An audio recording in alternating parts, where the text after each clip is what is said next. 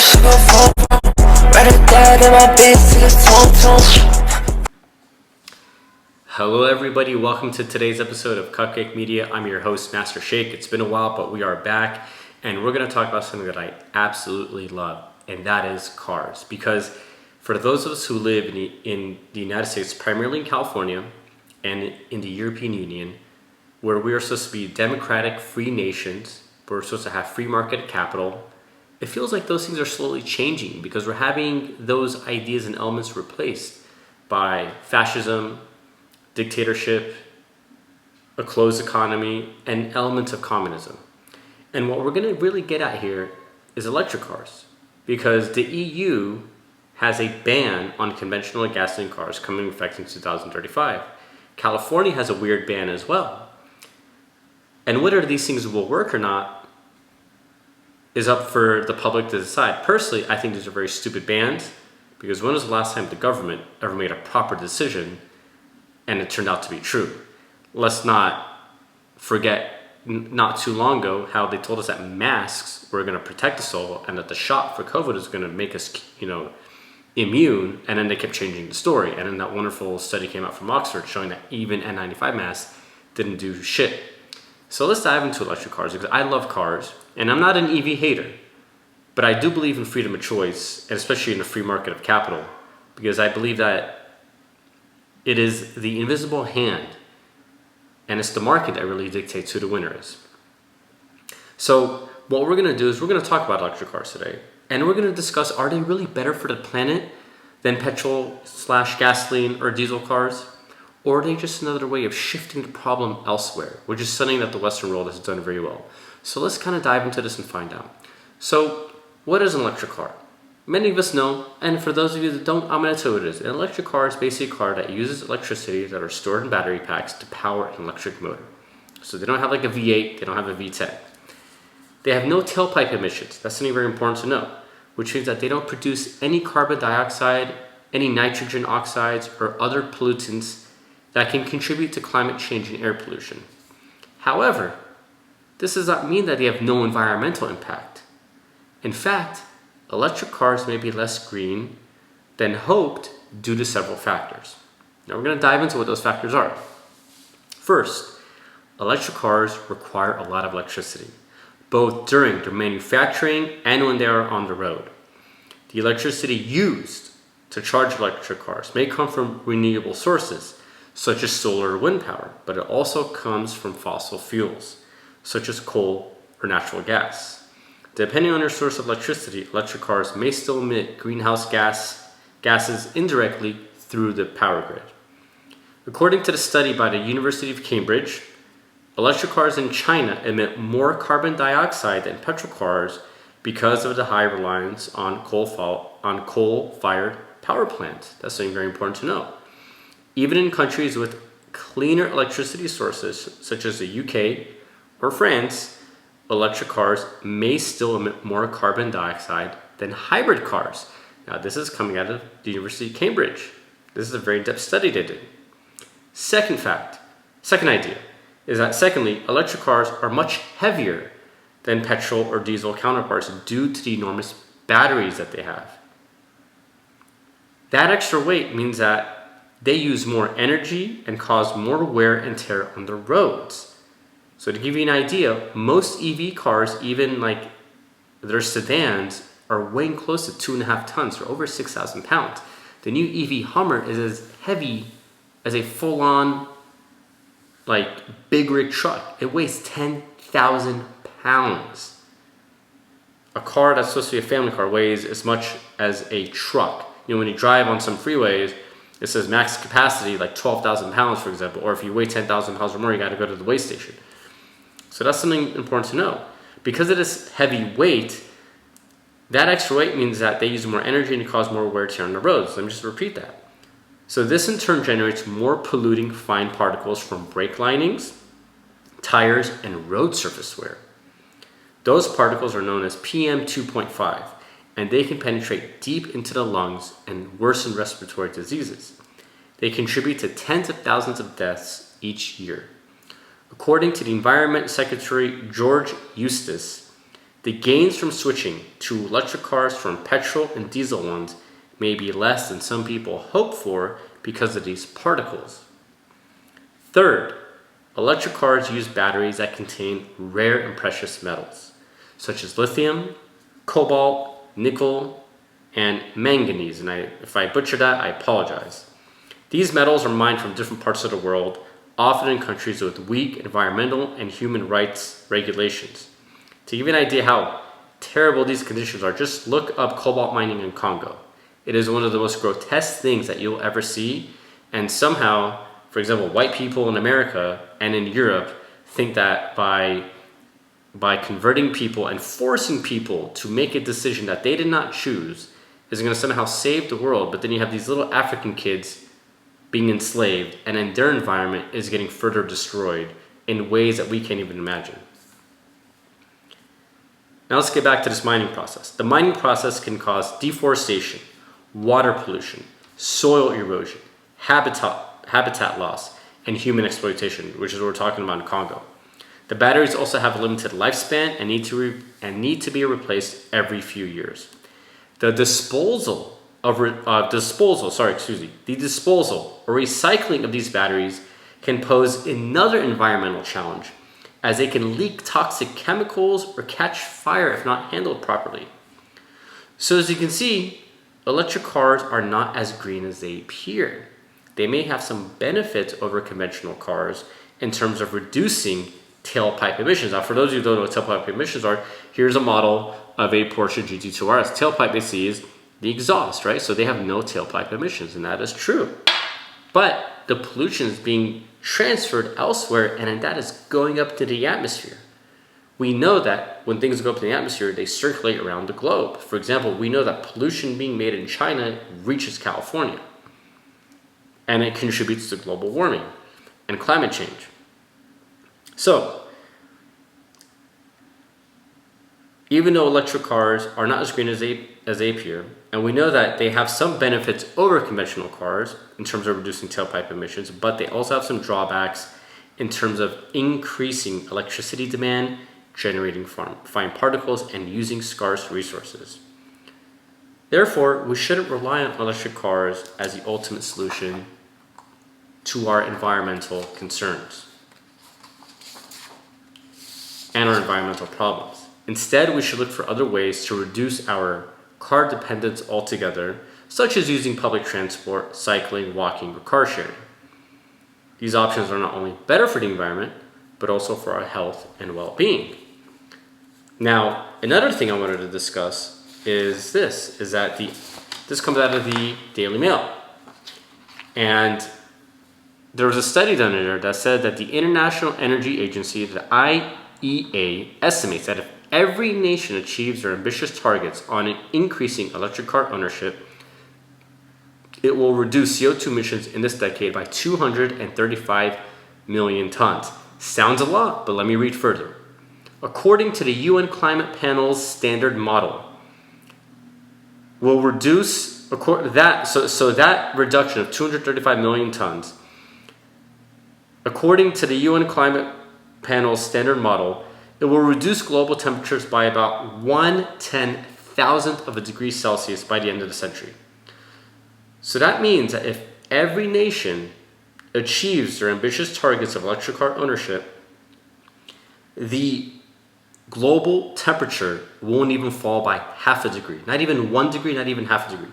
It will only potentially decrease by 1/10,000th of a degree Celsius by the end of this century. That means it'll get reduced by, ready for this, 0.0001 degrees Celsius.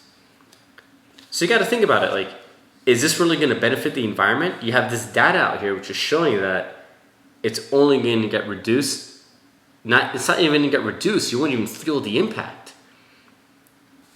So the thing is that, these modest climate benefits don't really make up for the additional downsides of EV cars and ownership because of the harsh environmental and social costs that come with mining these rare metals needed for batteries. And we agree with the Daily Mail that we should, for example, the IEA, not the IAE, I apologize, the IEA found that hybrid cars save about the same amount of CO2 as electric cars over their lifetime.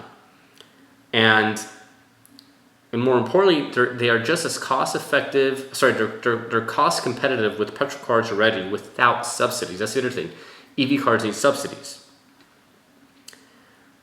And we should also look at hydrogen-powered cars. I know people who love Elon Musk think hydrogen power is stupid, but this is the thing. For those of you who have driven hydrogen-powered cars at areas that have hydrogen power stations, it is awesome. You're not sitting there for an hour waiting for someone to leave an EV parking spot, and then you're not sitting there waiting 30, 40, 50 minutes to potentially charge your car. You've already lost 2 hours there. You go into a hydrogen station, it takes you about 3 to 4 minutes to fill up, and boom, you're gone. You get 300, 400 miles range. So we agree with that. We believe that investments should be made there. And this is the other thing that we have to also take into account is that we need to realize that climate change doesn't care about where the emissions come from, because personal cars only account for 7% of global emissions. So 7% of our global emissions come from personal cars. Where's the other 93 coming from? Shouldn't we be tackling the 93 and then finding ways to make our current technologies greener and better? So for example, we should really be, like, you can't put a band-aid to a catastrophic solution. I mean, a catastrophic situation. It's like someone coming in with their head chopped off, right? They're alive, let's just say. They're holding their head and going, hey, can you help me? And you're, I'm going to put a band-aid on your neck, put your head on with the band-aid, and hopefully it'll like stay. No, dude, you gotta dive deep into it.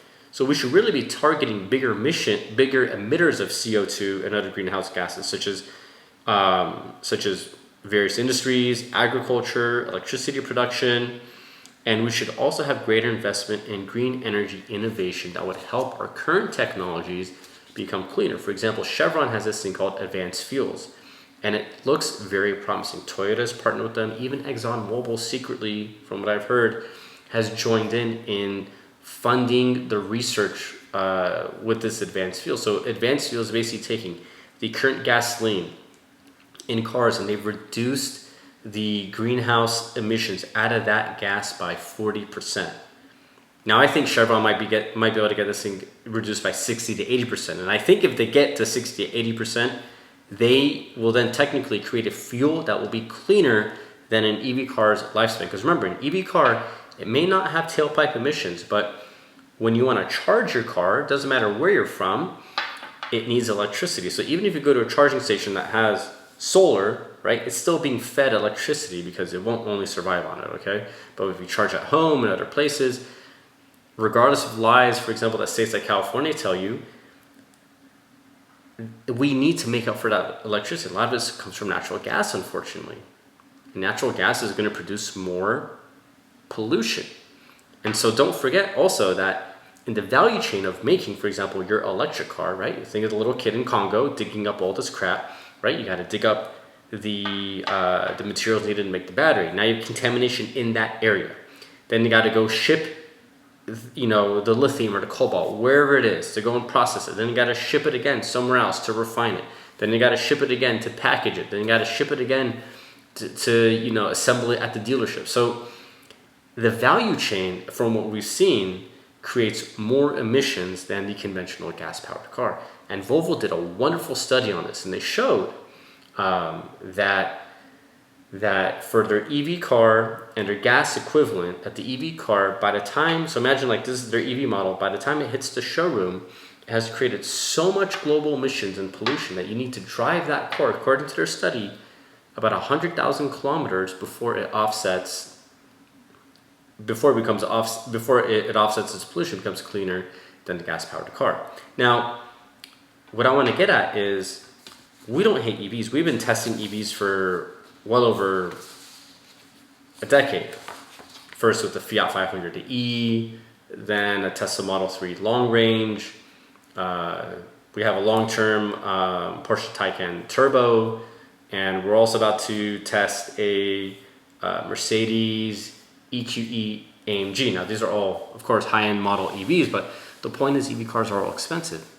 And while we think EVs are great, for example, there are some benefits to an EV. For example, if I want to go down the street, or if I want to travel 10 miles or less, and I don't want to get in my car, I can go into the EV.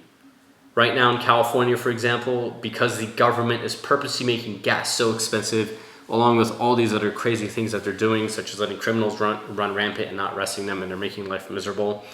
And part of the reason why gas is so expensive for you Californians has nothing to do about the oil companies. The government will tell you that the oil companies are the enemy, much like how they told you that people who didn't believe in the vaccine or questioned it or didn't believe in wearing masks were your enemy. They want to do that to create an enemy-free street, so they keep you stupid and they keep you blind, unfortunately.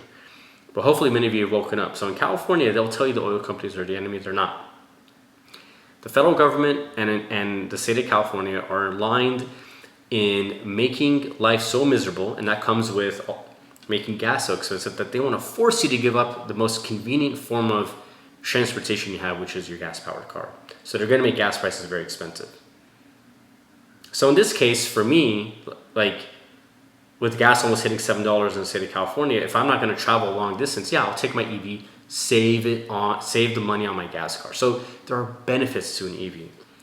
Do I think EV should be the only solution? Absolutely not. We live in a free country. We have the right to choose between Coca-Cola and Pepsi. And if they really cared about the environment, right, they wouldn't say stupid things like plastic straws are going to save the ocean when we found out there are forever chemicals in them, and then now fish are eating those, and we then digest, then we eat those fish, and now we're going to get carcinogenic elements in our body, right? So it's a little bit of a half-assed approach. To combat this, realistically, we need a multi-pronged approach. I strongly encourage that we make our current system cleaner. I strongly believe, and I know that if we invest technologies in making the current supply chain cleaner, it'll yield quicker and better results for everybody. We should look at having things like synthetic fueling and advanced fueling by Chevron, right? So synthetic fueling is a different thing. And I won't get into it too much right now, but it's a different type of fuel that you can use to power your car. Basically, is very close to carbon neutral. Advanced fueling is getting very close to carbon neutral. It's going to be a lot more cost effective, where they're reducing the carbon out of the whole supply chain from start to finish. And by the time the carbon that leaves your tailpipe, right now they're 40% less emissions in that fuel. So I know Chevron's going to reach their target because they're a very good company. They do care about their reputation. They do care about the environment. They do invest in a lot of actually green tech, which is kind of ironic and very cool at the same time. So we need to focus on things like that. We need to take everything in our existing structure, make it cleaner.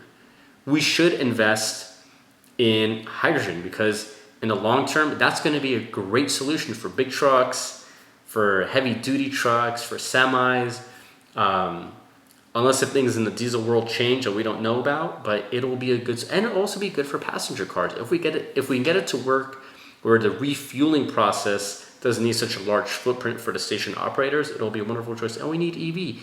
And more importantly, we need to focus on hybrids. Because, for example, there are hybrid cars coming out right now where on the battery alone, they're getting 60 miles of range, which is wonderful.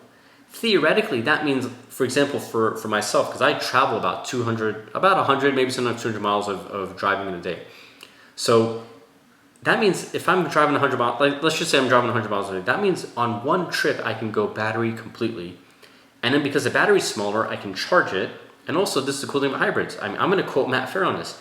A hybrid is a self-charging EV. That's the way it should really be advertised. It should be marketed like that. And I completely agree with Matt Fair from the Spoken Tire. I'm going to quote him on that. That is his idea, his verbatim. That is a self-charging EV. Because when your battery dies on these new new hybrids, the motor will then start recharging the battery.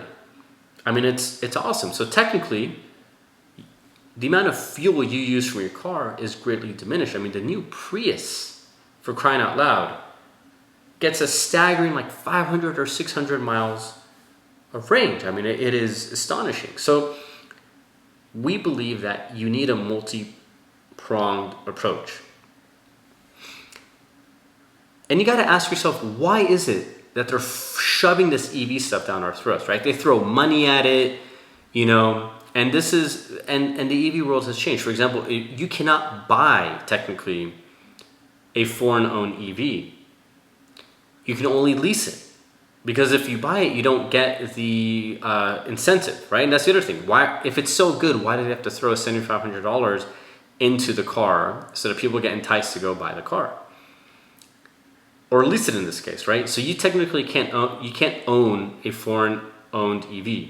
I mean, you can, but most people want the incentive, so you got to go lease it, right? So that's one thing is there's a lot of, when you see the way these mandates are working, it feels like they don't want us to have car ownership. They want us to continuously be in a forever cycle of debt by constantly leasing cars. The second thing is that there's a bit of racism involved here, because most of our oil comes from the Middle East. And we know that the European governments, and we could say California, do not look highly upon the Middle East. They view them as baddies, right? Because they're Middle Eastern, they're Arab, they're Iranian. They think they're all Muslim, but they don't know there's a huge Christian community there.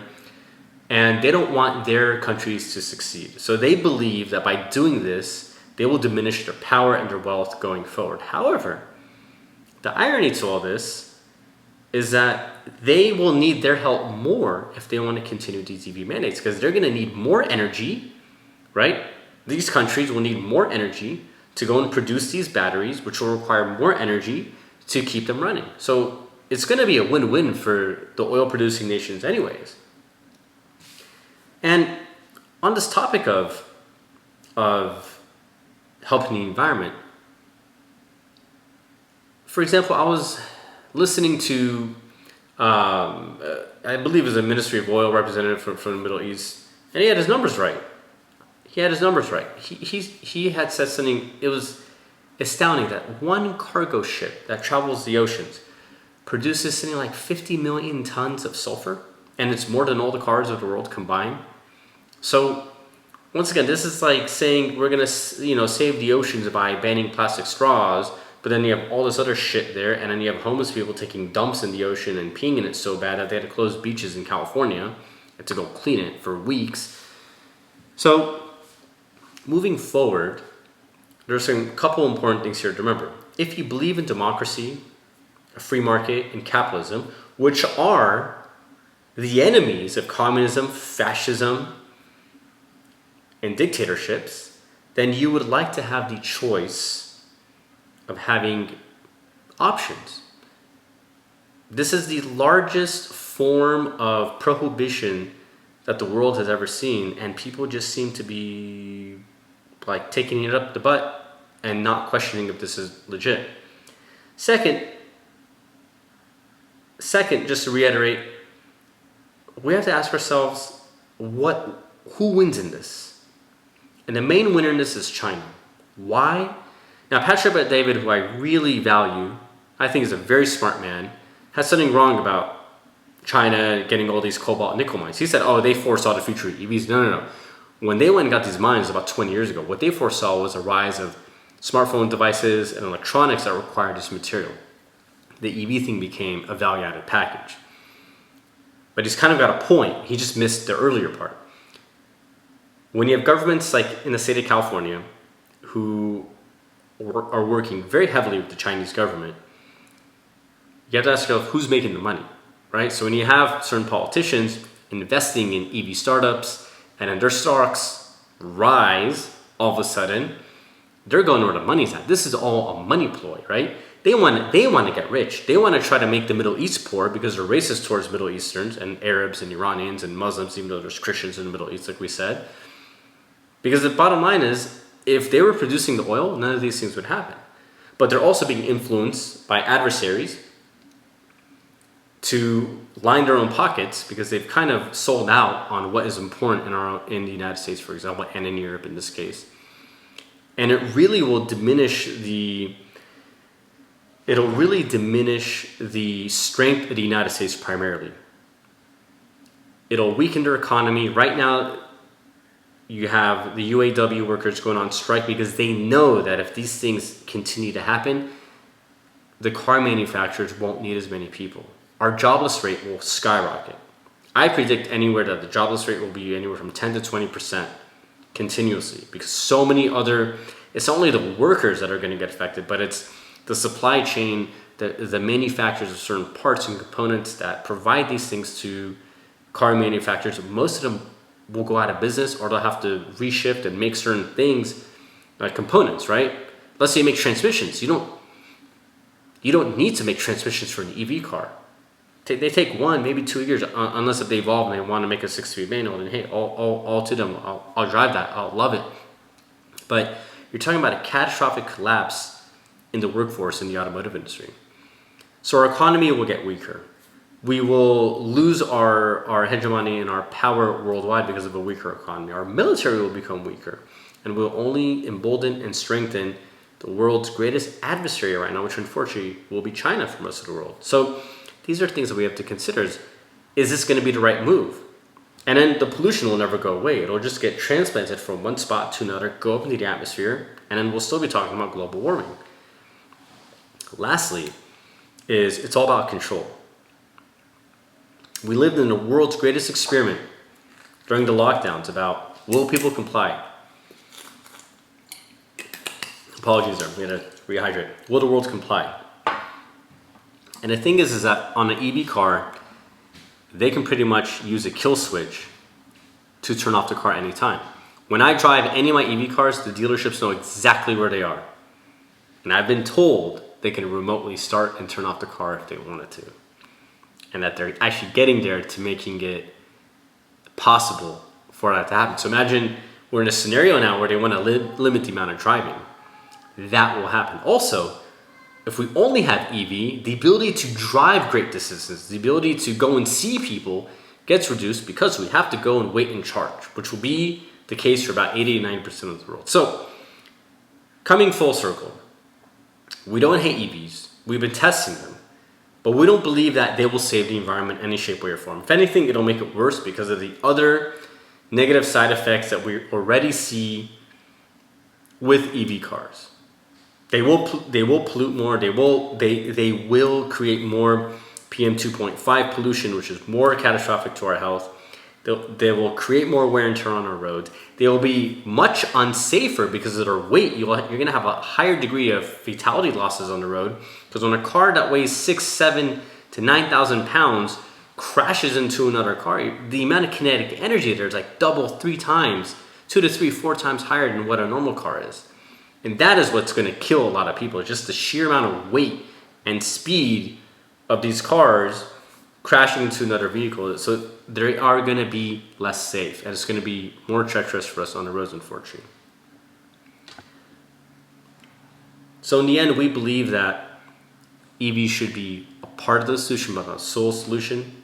And we believe strongly that investment should be made in making our current system cleaner while investing in new technologies so they all complement one another. Anyways, we hope you loved that episode. Have a wonderful day. We hope to see you guys soon. Take care.